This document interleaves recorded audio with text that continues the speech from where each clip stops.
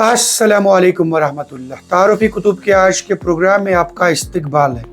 आज मैं आपके सामने दो किताबों का तारुफ पेश करना चाहूँगा। ये किताबें मुझे तोहफे में मिली हैं अल्हम्दुलिल्लाह। सबसे पहले दीन का मुताला कैसे किया जाए बाय मोहसिन खान।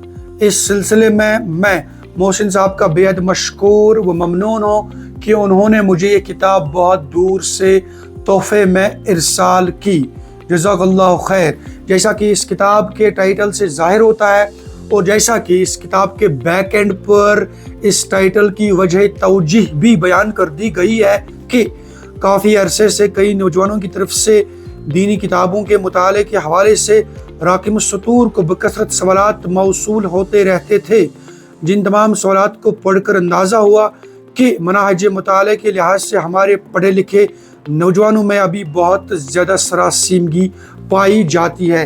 इन्हीं सवालात को लेकर मोहसिन साहब ने इस किताब के अंदर अपनी बसात की हद तक तशफ़ी बख्श जवाबात फराहम कर दिए हैं। इस किताब में चंद अहम मज़ामीन को लेकर लबकुशाई की गई है।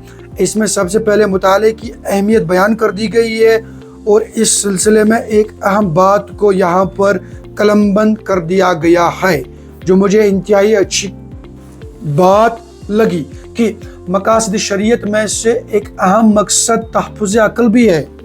लेकिन आप अक़ल का तहफ़्फ़ुज़ कैसे करें, आप अपनी अक़ल को ज़्यादा देर तक कैसे कायम रख सकें, इस सिलसिले में किताबें पढ़ना, मुताला करना इंतहाई सूदमंद साबित होगा।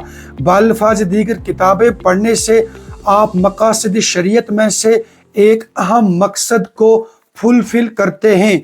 उसके बाद बता दिया गया है कि आप कहते हैं आई एम बिजी, लेकिन आपकी बिजनेस मुताले के हवाले से कोई उज़्र नहीं है।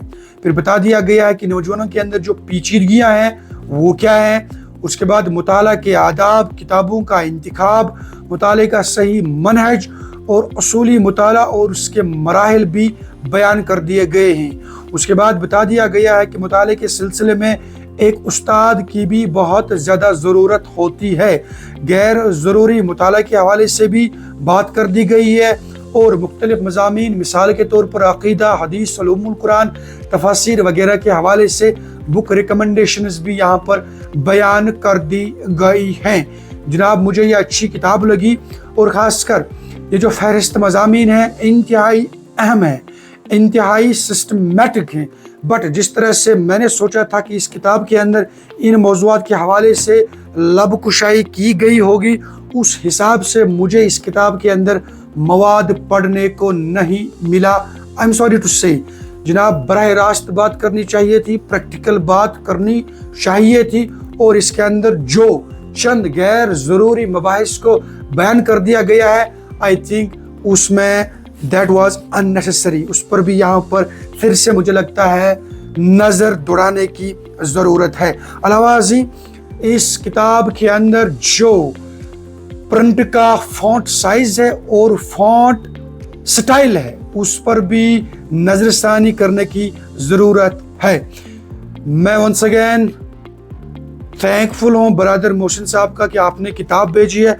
अल्लाह ताला आपकी इस काविश को अपनी बारगाह में कबूल फरमाए। इसके कुल 118 सफ़हात हैं, इसकी कीमत 150 रुपया है और इसे सबसे पहले 2024 में मंजर आम पर लाया गया है और इसके नाशिर वॉलर पब्लिशिंग हाउस कुलगाम जम्मू व कश्मीर हैं।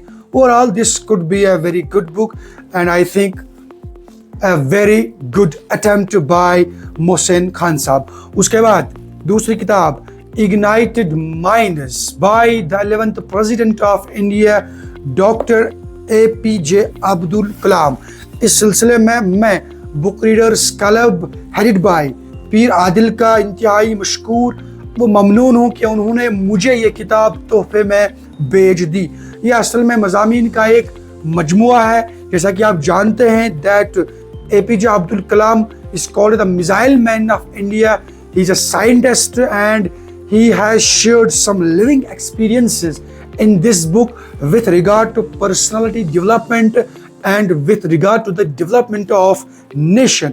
इसमें एक आम फहम جو ہے وہ انداز اختیار کر دیا گیا ہے بات پیش کرنے کے حوالے سے. اس میں بتا دیا گیا ہے بچوں کو کہ آپ خواب دیکھیں, خواب دیکھا کریں.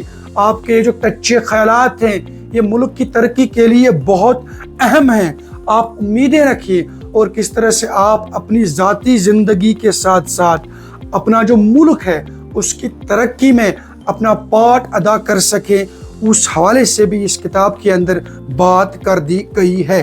اس لحاظ سے اس کتاب کو بہت زیادہ سراہا گیا ہے.